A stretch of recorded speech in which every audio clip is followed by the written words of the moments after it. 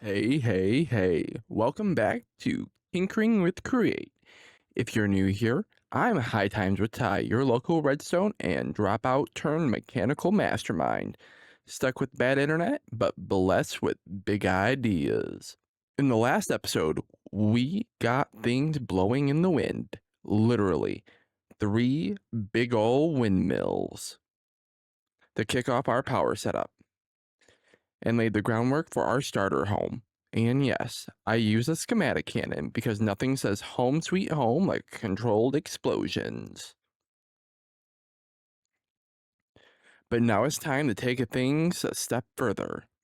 We're diving into our starter workshop, putting those windmills to work, and starting to automate the basics like think mixers, presses, fans, and probably some chaos.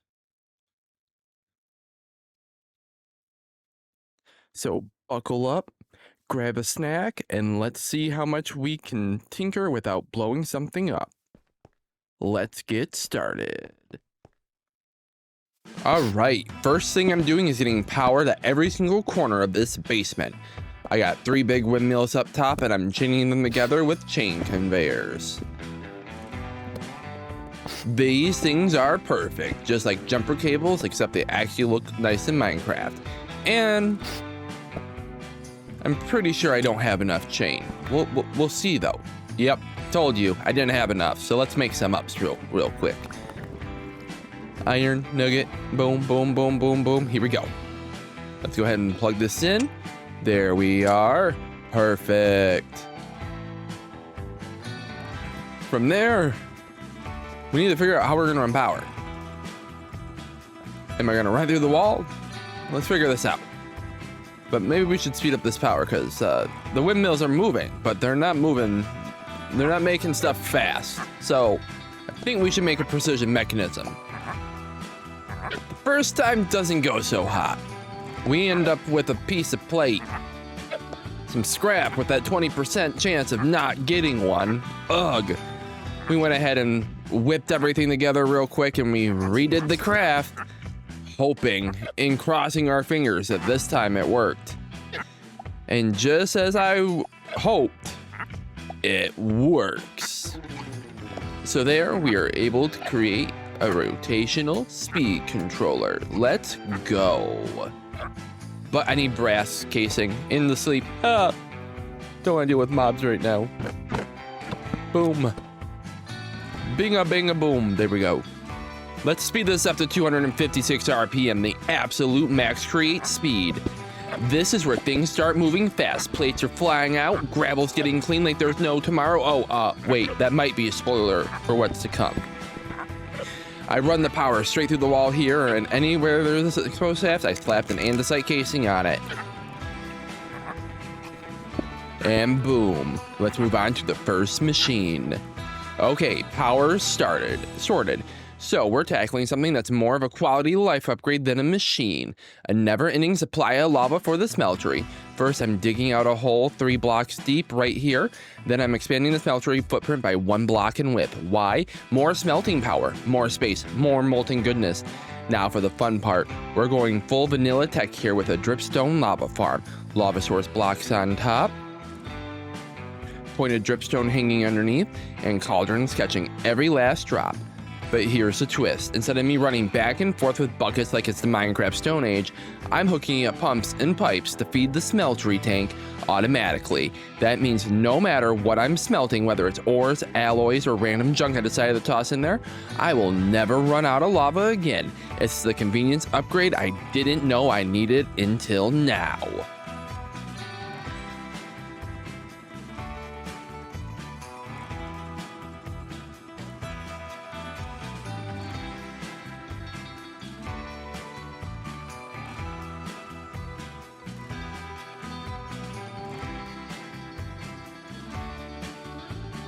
Alright, so here's the thing. Fans are amazing to create. They wash stuff, they blast stuff, they smoke stuff, they haunt stuff. But if you're doing it the vanilla way, you're going to have these open lava pools, water blocks spilling everywhere, and campfires that just sit there being ugly. Well, not anymore. I'm about to upgrade this setup with Create Connected's Catalyst block. These things are brilliant. Instead of having to babysit a lava source, you plop one of these bad boys down in front of the fan and it pretends like it's the blocks there. No more worries about accidentally washing your redstone away or lighting yourself on fire. So I craft up a blasting catalyst. Easy. Brass and iron bars, boom, done. Same with the washing catalyst. Nailed it first try, and then when it got to the smoking and haunting catalyst, that's where I lost my mind. See, in my brain, I thought smoking equals campfire, so of course the recipe must need a campfire, right? Wrong. So do I check JEI? Absolutely not. I'm on a mission. I shove campfires into the crafting table. I try soul campfires. I even try lighting the crafting table on fire. Nothing. 10 stubborn minutes later, I finally cave and check JEI. Yeah, turns out no campfires, not even close. I could have been done in 30 seconds. Moral of the stories, these catalysts are worth it. They're lava-proof, waterproof, and ego-proof, which, trust me, I needed today.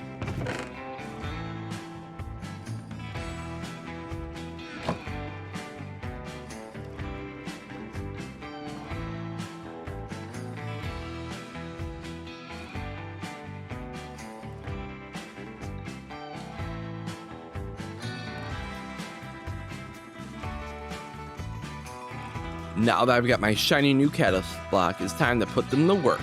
Not just one at a time. Oh no, we're going bulk. We're setting up the ultimate fan processing line. Washing, blasting, haunting, smoking. All side by side like a weird battery buffet line. Step right up.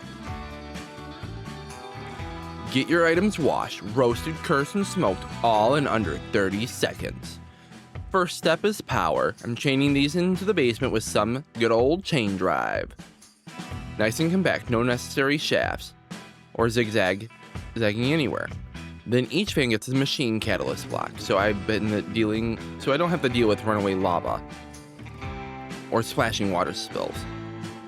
But here's a smart bit, literally smart funnels. These beauties let me filter on each fan so nothing moves along until it's done cooking or washing or haunting.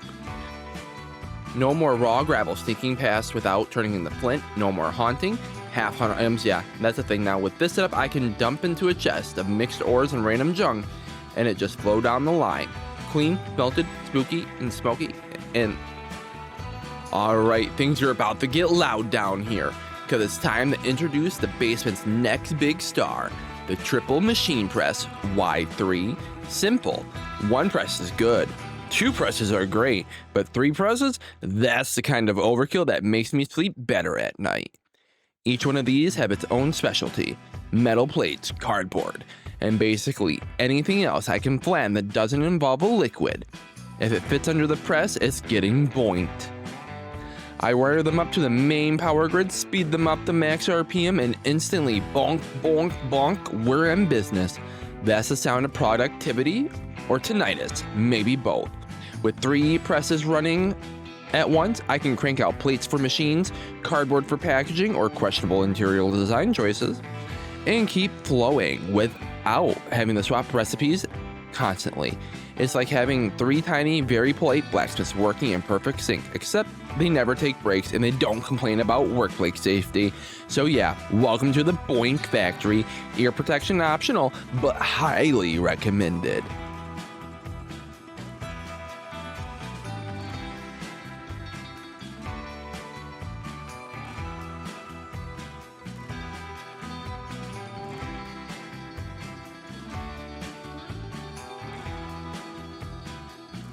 Now, before we dive deeper into this mechanical madness, we need some precision in our lives. Literally, enter the precision mechanism. This little beauty is the key to crafting those fancy brass components we'll be using all over the place. Gearboxes, speed controllers, and a whole lot of create magic. Crafting these isn't cheap. It takes rotational speed controllers, which means more material, more setups, and a bit of patience, but trust me, it's worth every single crafted piece. Without them, our factory is going to be a chaotic mess, and that's saying something considering the Boink Factory we just built. Plus, once you start making Mass production, precision mechanisms, the possibilities open up. Automated contraptions, compact gearboxes, speed tweaks, the whole shebang. So yeah, this isn't just a machine, it's the backbone of all sophisticated factory madness coming our way. It is very time to get precise.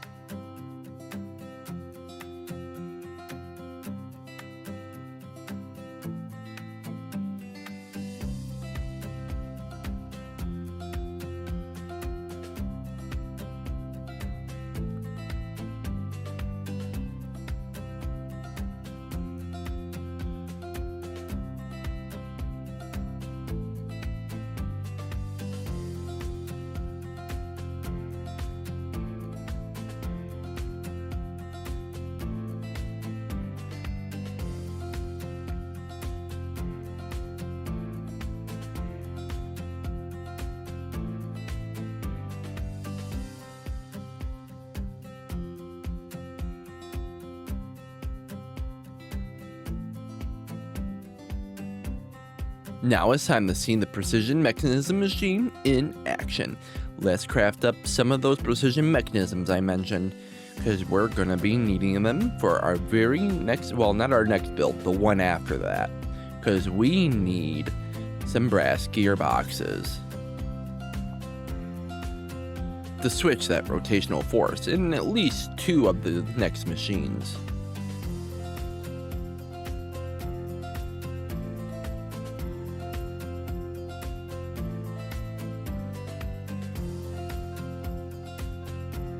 Alright, it's time to build one of the most versatile pieces of tech in the entire Create mod, the Mechanical Crafter.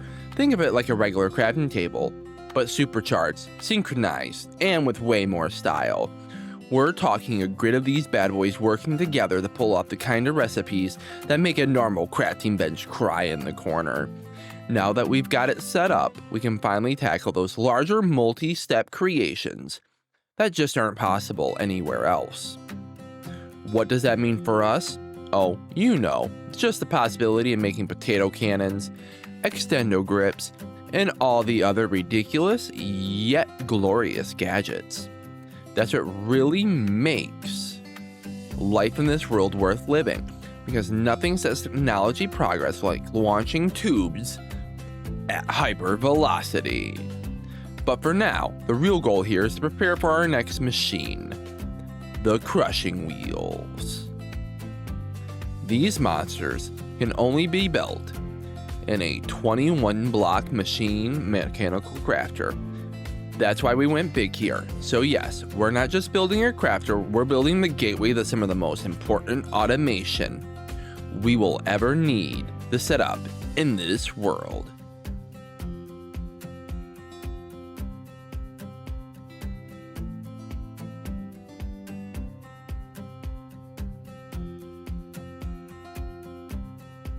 These beasts are industrial equivalents of a pair of medieval torture devices, except of crushing bones. They chew through ores, rocks, and anything else unlucky enough to roll in between them. And let me tell you, the moment you place them and see that Wheel to Destruction achievement pop up, oh yeah, that's chef's kiss perfection. It's like Create itself just nodded at you and said, yeah, you're dangerous now. We'll be using these to pulverize materials into finer resources and automate gravel into flint, and basically unlock a whole new tier of processing power. Plus, they just look mean. I mean, these things could be in a villain's lair and no one would question it. Next up, we hook up these monsters into the rest of the workshop and start reaping the rewards.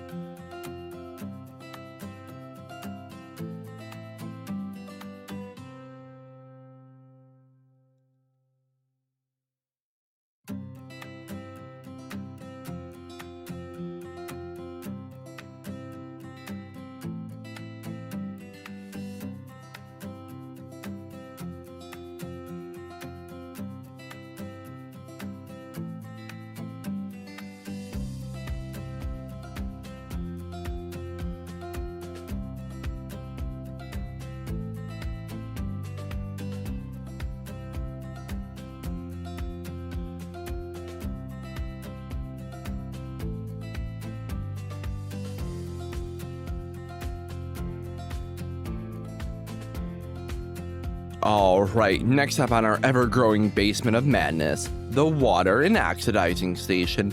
Yeah, I know it sounds like something your local HOA wouldn't approve of, but trust me, this one's clean. Mostly. We've got mixers ready to swirl up any recipe that needs a good dunk or stir, but instead of relying on slow, vanilla way of hauling buckets, we're going full modded luxury, entering the cooking for blocks head sink. Infinite water, no questions asked, no drought warnings in sight. Pipes carry endless supply to our mixers and spouts, letting us drench, oxidize, or hydrate items on demand. Need copper to turn green faster? Done. Need to mix up some recipes that demand water? Easy. Pipes carry endless supply? Honestly, it's the kind of machine that makes you realize we're living in the future. And by future, I mean my basement now smells like a public swimming pool. Alright, time to add something every lumberjack secretly dreams about, a log stripper. No, not that kind. Get your mind out of the gutter. This is a dual setup machine saws, ready to turn any respectable log into a naked, polished wood in seconds. Now, here's the thing about saws in Create. It's quirky, real quirky. It refuses to just spin along happily with the belts. Just like a normal machine, nope, it has to rotate in the opposite direction of the belt touching. Otherwise, it's just looking there snug. So instead of losing my sanity over some gear spaghetti, I plopped in a brass gearbox, one quick flick of the rotation direction, and now the saws spin exactly how they're supposed to, biting in the logs they've been waiting for their whole lives. And let me tell you, seeing a belt feed logs in and watching them instantly turn into strip wood, chef's kiss, way more satisfying than it should be.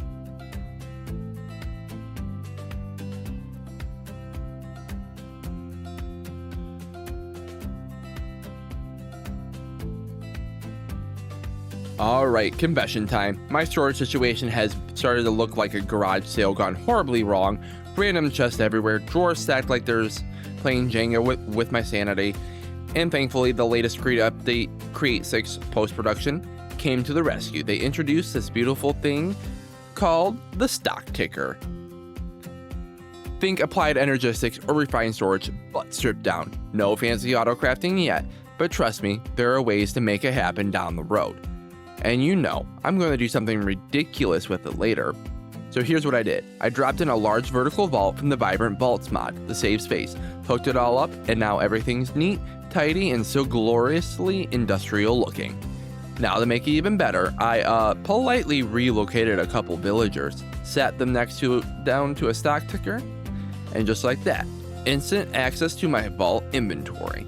No more running back and forth between random chests wondering where I left my last stack of iron. Also, quick shout out to Chosen Architect, borrowed your vault access design, and my sanity thanks you for it.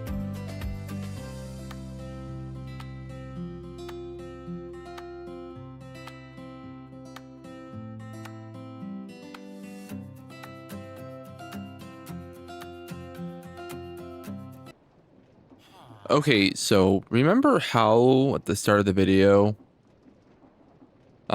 there were some farms in some of those replays, and you didn't see me build them in the last episode, and you haven't seen me build them in this episode? Yeah, about that. I might have, forgotten to hit the record button. And before you say it, yes, I know, rookie mistake, but hey, silver lining, I wanted to make them bigger anyways. So now instead of showing you the first build, you get to watch me tear everything down and do it right this time. Let's just call this version 2.0. Now, with actual footage. Roll the time lapse.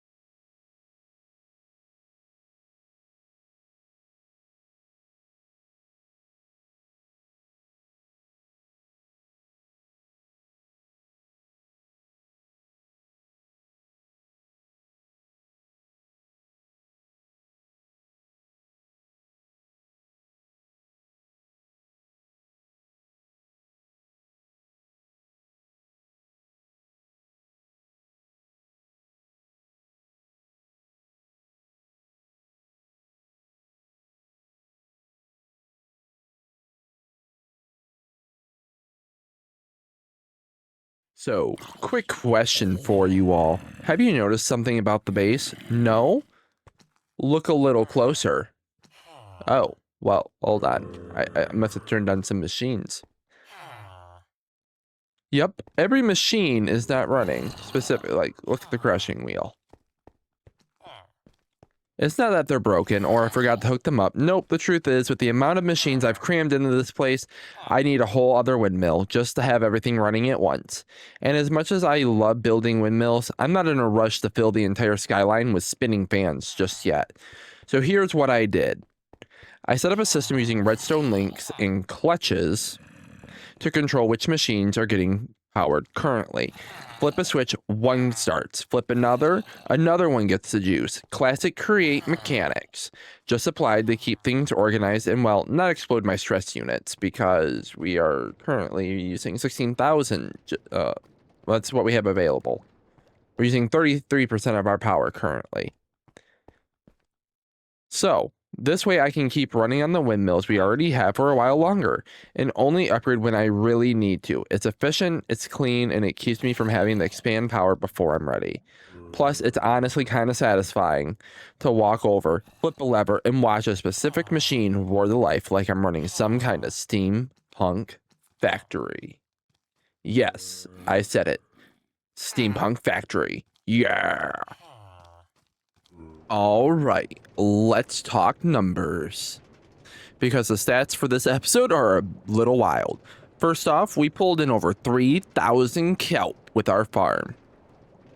Yeah, I don't even have that much kelp IRL. I don't even live near an ocean biome. Next up, 503 sugarcane. Don't ask me why it's not 500 or 505. Apparently, my harvesting technique is a little too precise. We also managed to collect 51.5 buckets of lava. Don't ask me where the half bucket went. I'm sure the smeltery drank it when I was looking in for water. Well, thanks for cooking for the blockhead sink. We now officially have unlimited water. TM. That's right. Infinite hydration. No subscription required. So yeah. For now, the windmills are holding their own, and the machines are under control, and the basement is slowly transforming into the factory floor I've always dreamed of it. But this is just the beginning. Next episode, we're going to start expanding. More production lines, more automation, and maybe even a few upgrades that will finally push these windmills to their limits. And who knows, I might sneak in something totally ridiculous that I haven't even hinted at yet. If you want to see where this forever world goes next, make sure you hit that like button, drop a comment, especially if you got build ideas or names for parts of the base, and subscribe so you don't miss a single contraption we put together. Oh, and the mod pack, it's available right now on CurseForge, links in the description. If you want to hang out, talk, create, or watch me make questionable life choices in Minecraft, join the Discord. Also linked below. Alright, that's it for me today. I've got machines to plan, resources to gather, and a growing suspicion that my factory might become sentient if I keep adding to it. See you in the next one. Bye-bye.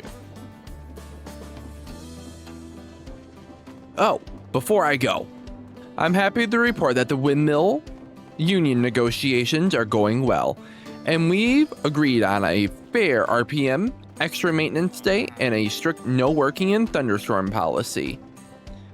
Although I'm pretty sure they're still plotting something.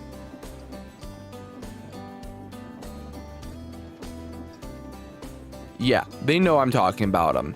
See you next time.